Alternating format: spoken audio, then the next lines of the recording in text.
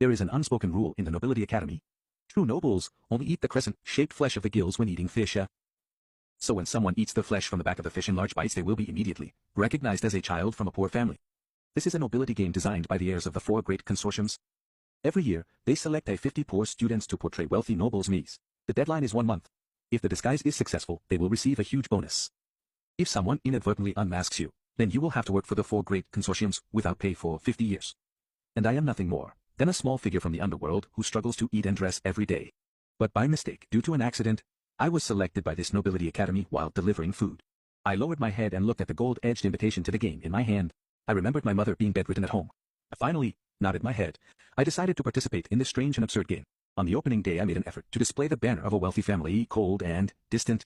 Dragging a suitcase from a low-key luxury niche brand, I entered the school gate. The gate was filled with young nobles, both boys and girls, who had come to watch the show.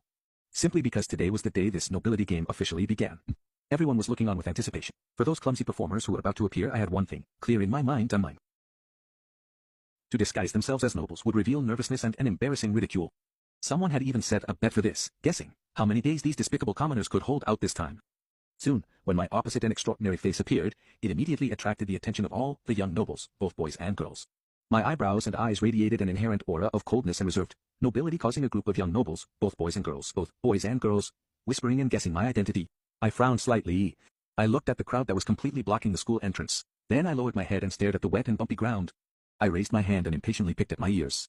Then I pointed to a noble boy who was standing to the side, dumbfounded.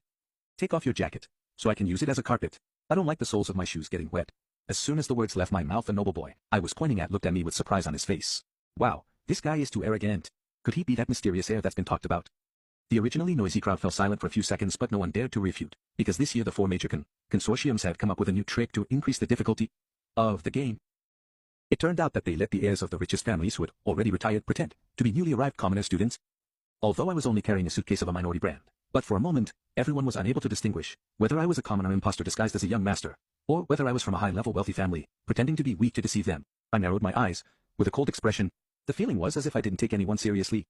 Every place my gaze swept over made the stunned young masters and young ladies feel a bone-chilling cold. The air seemed to freeze. No one dared to move even slightly, for fear of offending that legendary heir of a high-level wealthy family. My goodness, who is this person? This aura is too strong. But there are also students who don't like my arrogant attitude. And they retort. Just a slightly clever trick than the others? Yes. I approached that young aristocrat with a displeased expression on her face, and before everyone's astonished gaze, I raised my hand and slapped her. "What did you say earlier? Louder. I didn't hear you properly." After saying that, I took a handkerchief from my pocket and wiped my hands with a disgusted expression. No one expected